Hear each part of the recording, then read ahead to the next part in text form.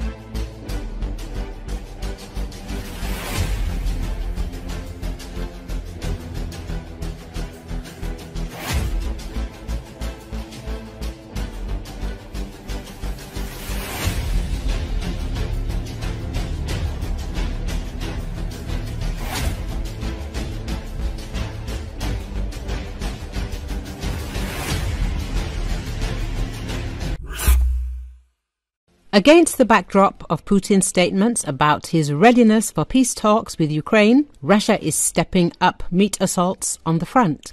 According to analysts at the American Institute for the Study of War ISW, the Kremlin continues to increase the number of its troops for political gain, and the Russian command habitually ignores the colossal losses of manpower. The Russian military is currently prioritizing sending poorly trained recruits into high-intensity infantry assaults to achieve success despite higher casualty rates per square kilometer. This is being done in an attempt to pressure Ukraine and the West to give in to Russian demands in the context of ongoing negotiations. Russia is also trying to prolong the negotiations to extract additional concessions from the United States while achieving additional battlefield successes. The Institute for the Study of War report said Putin is ready to accept significant losses in exchange for minimal tactical gains, analysts say, all to create an image of a supposedly powerful Russian army and to try to put pressure on Ukraine during negotiations. At the same time, the Kremlin is not going to end the war, nor agree to a complete and unconditional ceasefire. Vladimir Putin proposed direct talks to try to get around Ukraine's demand for a 30-day ceasefire. He wants to continue to put the talks in a position where Zelensky has to do something, not him. A ceasefire is something he has not shown any willingness to agree to in the first place, and he has not softened his demands for the annexation of Ukrainian territory and the de facto destruction of the country's sovereignty, said Maximilian Hess, an analyst and fellow at the US-based Foreign Policy Research Institute. Meanwhile, Ukraine's European partners continue to adhere to a common strategy. For peace talks to begin, Russia must agree to a full ceasefire for a month.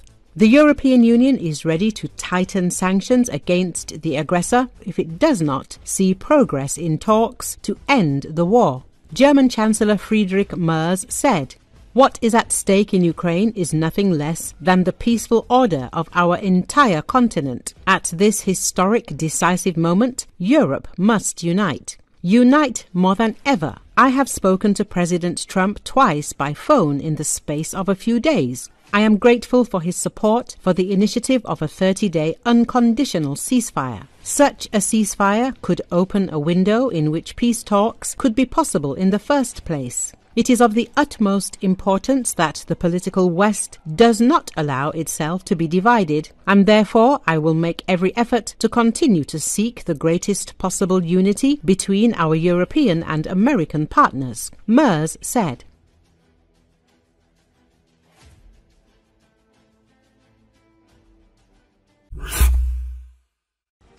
The UK Ministry of Defence stated intelligence update that the large-scale explosions at Russia's 51st GRAU munitions depot near Kyiv, Vladimir Oblast, were most likely caused by internal failures rather than external attack. The depot, located approximately 80 kilometers east of Moscow, was destroyed by multiple explosive detonations on the 22nd of April. According to the Ukrainian Center for Countering Disinformation, it held around 105,000 tons of munitions, including ballistic missiles, air-launched and air defense weapons, artillery shells, and small arms ammunition for frontline deployment in Ukraine.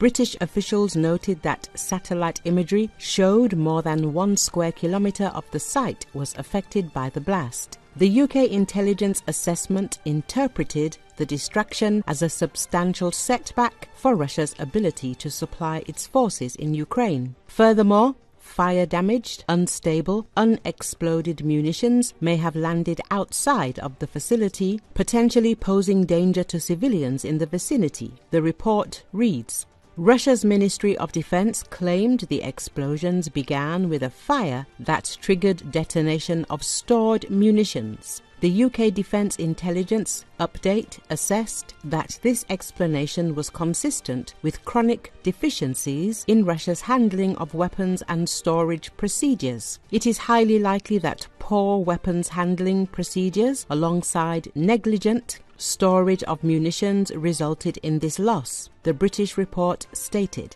The British Defence Ministry further characterised the incident as part of a long-standing trend of regularly evidenced Russian ineptitude in managing its military equipment. UK officials concluded that the destruction of the 51st GRAU arsenal was probably the largest munitions loss Russia has suffered due to its own internal actions during the current conflict. It is known that the 51st GRAU arsenal had 45 storage facilities and 30 ammunition storage sites. The design capacity is up to 264,000 tons of various ammunition. It is unknown how many were present at the time of the attack. Like any other GRAU arsenal, it is not narrowly specialized and is designed to store a full range of munitions from artillery shells and ATGMs to anti-aircraft and ballistic missiles and tactical missile systems. At the same time, the arsenal is designed not only for storage but also for the maintenance of munitions.